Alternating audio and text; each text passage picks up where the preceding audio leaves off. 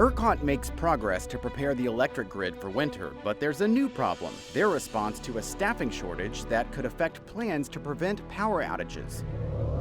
Texas schools are having trouble finding teachers, and it's not just because of COVID. We are having to shoulder the burden of social problems. Eventually, you just can't do it anymore. We explore the reasons pushing Texas teachers out of the classroom and what it will take to get more of them to stay.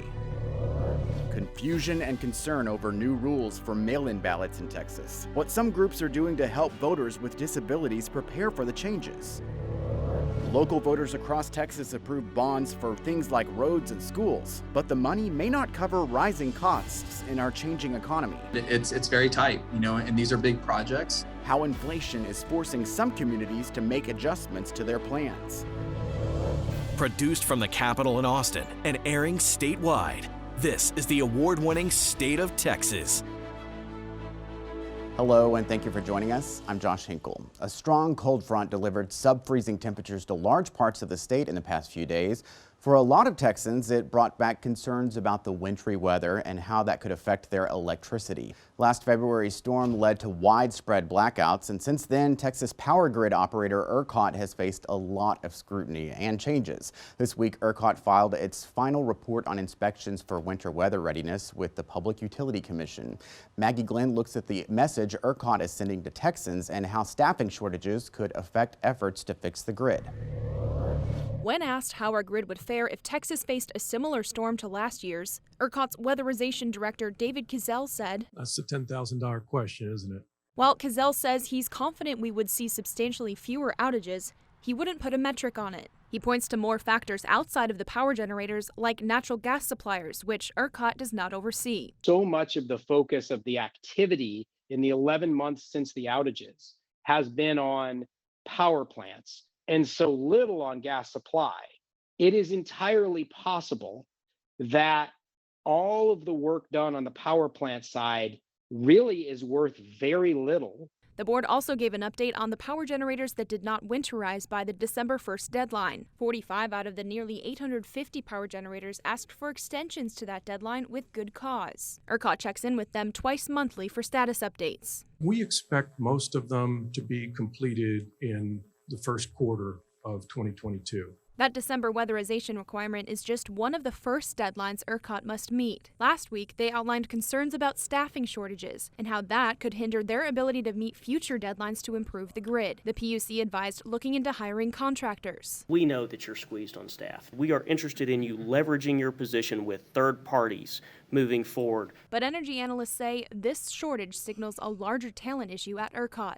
The scapegoating of ERCOT by the governor and the legislature in the days, weeks, and months after the outages are going to make it really hard for them to attract talent.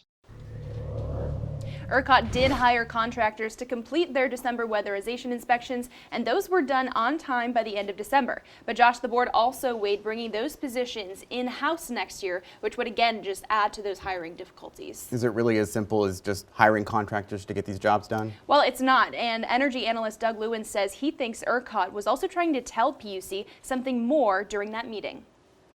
Yes, they can contract out for some of those, but part of what ERCOT's telling them, and I don't know that the PUC is willing to receive this message yet, is that some of these things are in conflict with each other. Some of these things depend upon each other. So you can't, it's a complicated system. It's the sort of, you think of the proverbial piece of clothing where you pull on a thread on one side and it starts coming apart on the other, right? And so they're pulling on all these threads at once and not taking into account what that does to the whole. Back to winter preps, we know these generators under ERCOT had to weatherize. Why didn't the gas side have to do the same?